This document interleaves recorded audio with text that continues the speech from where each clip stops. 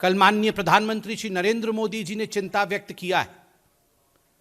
स्वाभाविक है, प्रधानमंत्री जी ने जिस विषय में चिंता व्यक्त किया है, आज पूरा हिंदुस्तान उस विषय को लेकर चिंतित है। कुछ बहुत महत्वपूर्ण सवाल ममता बनर्जी से आज बनते हैं और इन्हीं सवालों को लेकर भारतीय जनता पार्टी आज देश के सामने आई है। हत्याएं हुई हैं, ये जो बर्बरता हुई है, ये जो आगजनी हुई है, ये रिवेंज किलिंग्स है। राजनीतिक बदले से ओतप्रोत एक राजनीतिक पार्टी के लोगों ने महिलाओं और बच्चों को जिंदा जलाया। ऑटोप्सी के रिपोर्ट आए हैं और दुख के साथ और बड़े कष्ट के साथ मुझे कहना पड़ रहा है कि ऑटोप्सी की रिपोर्ट जो मीडिया ने अभी प्रकाशित किया है, वो बताती है कि इन महिलाओं और बच्चों को मरने से पहले बर्बरता पूर्वक मारा गया था। सोच के देखिए, यह किसी नाजी कंसंट्रेशन कैंप से कम नहीं, जिसमें महिलाओं को पहले मारा जाता है, फिर उनको एक कमरे में बंद करके जला दिया जाता है। बच्चों को, छोटे मासूम बच्चों को जिंदा जला दिया जाता है। ये जो बंगाल की फाइल है बदले की राजनीति का, इस फाइल के कई पन्ने हैं। यह एकमात्र पन्ना नहीं है जिसके विषय में आज हम चर्चा कर रहे हैं। आप याद करिए किस प्रकार से आज तक भारतीय जनता पार्टी के लगभग 200 कार्यकर्ताओं को मौत के घाट उतारा है ममता बनर्जी की पार्टी के कार्यकर्ताओं ने। ये जो बंगाल फाइल्स है, ये जो पॉलिटिकल मर्डर और रिवेंज किलिंग्स की बंगाल फाइल्स है, उस पे प्रत्येक हिंदुस्तानी, प्रत्येक मानव को आज उस पर गौर करने की आवश्यकता है और ममता बनर्जी से सवाल पूछने की आवश्यकता है। कभी कभी तो मन करता है कि ममता जी से कहें कि ममता जी, नाम तो आपका ममता है मगर काम निर्मम है। आप ममता बनर्जी नहीं, आप निर्मम बनर्जी हैं।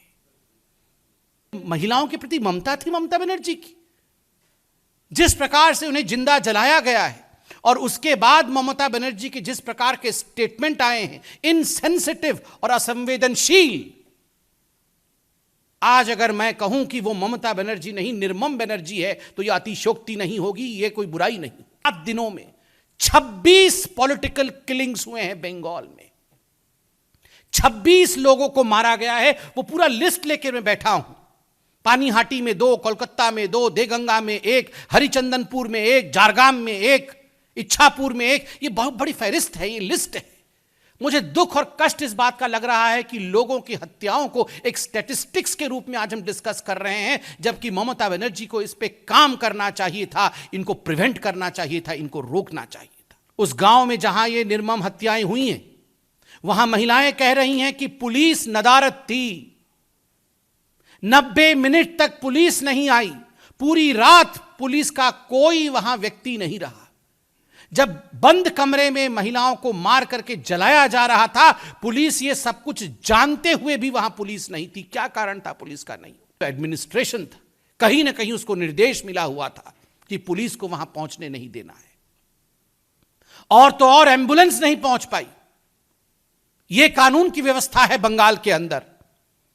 और सबसे दुखद है, बंगाल के कुछ नेता इस पर भी चद्दर ढकने की कोशिश कर रहे थे। कह रहे थे शॉर्ट सर्किट हो गया है, कह रहे थे शायद सिलेंडर ब्लास्ट हो गया है। आज जब ऑटोप्सी के रिपोर्ट सामने आए और आज जब पता चल रहा है कि महिलाओं और बच्चों को मारा गया, पीटा गया बर्बरता पूर्वक और उसके बाद उन्हें जिंदा जलाया गया, तो वो नेता कहां है जो कह रहे थे कि शायद शॉर्ट सर्किट हुआ है? कोर्ट ने भी इसका संज्ञान लिया है और कोर्ट ने एक बहुत महत्वपूर्ण बात कही है।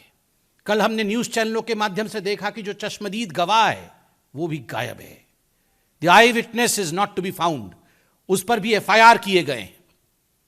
कोर्ट ने भी ममता बनर्जी और उनके सरकार को यह हिदायत दिया है कि जो चश्मदीद गवाह हैं उनकी प्रोटेक्शन की जाए। मेरा तो रूह कांप उठ रहा है यह सोचते हुए कि सरकार में जिस प्रकार की रिवेंज किलिंग चल रही है बंगाल में, चश्मदीद गवाह के साथ भी ऐसा कुछ न कर बैठे ममता बनर्जी और उनकी पार्टी के लोग। यह कोर्ट कह रही है कि इसमें जब आपकी सरकार बनी थी, याद करिए सरकार उस समय बनी भी नहीं थी, रिजल्ट के घोषणा होने के पश्चात जिस प्रकार से आगजनी, मार काट ये सब शुरू हुआ था, 50 से अधिक भारतीय जनता पार्टी के कार्यकर्ताओं को मौत के घाट उतार दिया गया सिर्फ इसलिए क्योंकि टीएमसी जीती थी। Democracy is under greatest threat in West Bengal. और बिल्कुल ममता बनर्जी, सुनने में आया है वो बीरभूम जा रही हैं। हिंदी में कहावत है, मैं केवल मुहावरे को ही रख रहा हूं, 100 चूहे खाकर बिल्ली हज को चली, मगर मैं उसको मॉडिफाई करके कहता हूं, 100 हत्याएं करवा करके दीदी हज को चली है। खुद हत्याएं करवाओ और फिर होर्डिंग पोस्टर लगवा करके आप बीरभूम पहुंच जाओ। यह हिंदुस्तान है, यहां की संवेदनशील जनता सब देख रही है। देखिए, हिंदुस्तान एक लोकतांत्रिक देश है। स्वाभाविक रूप से जब भी राजनीतिक कारणों से इस प्रकार की बर्बर हत्याएं होती है और जब भी कानून का राज समाप्त होता है, प्रदर्शन के माध्यम से, कोर्ट के माध्यम से, जांच की मांग के माध्यम से, हम एक राजनीतिक पार्टी होने के कारण अपने विषय को जनता तक पहुंचाएंगे भी और इस विषय पे लोगों को सजग भी करेंगे। बिल्कुल सही बात है। इन विषयों को लेकर न केवल कोर्ट में हम गए हैं, अपितु हमने चिट्ठियां अनेकों जगह लिखी है और जहां तक मेरे संज्ञान में है, MHA ministry of home affairs ने भी एक रिपोर्ट मांगा है ममता बनर्जी जी की सरकार से। कोर्ट ने भी आज रिपोर्ट मांगा है, आज ही सबमिट करना पड़ेगा ममता बनर्जी की सरकार को कोर्ट में रिपोर्ट। स्वाभाविक है, लोकतांत्रिक देश में ये सारे प्रक्रियाओं को हमें फॉलो करना होगा और हमें जो लोग असत्य के पथ पे और जो लोग बर्बरता के पथ पे चल रहे हैं उन्हें पूर्णतः निरस्त करके उनके सच्चाई को संसार के सामने और हिंदुस्तान के सामने रखना होगा। जहां तक ये जो ऑपोजिशन पार्टीज है, इनकी जो चयनात्मक राजनीति है, जिसको अंग्रेजी में सिलेक्टिव पॉलिटिक्स कहते हैं, इससे आज पूरा हिंदुस्तान अवगत हो चुका है। उत्तर प्रदेश में भी वो इसी प्रकार की राजनीति कर रहे थे और नतीजा जनता जनार्दन ने दिया है। आज बंगाल में इतनी बड़ी घटना हो गई, मुझे तो आश्चर्य होता है। ये तमाम लोग जो पहले कहीं ना कहीं अपॉर्चुनिस्टिक राजनीति करते थे, चयनात्मक राजनीति करते थे, आज एक ट्वीट तक नहीं कर रहे हैं। जाना तो बहुत दूर की बात है, एक ट्वीट तक करने में उनके उंगलियों में दर्द होता है। दोष उंगली का नहीं है, दोष मन का है। मन मलिन है, मन राजनैतिक है।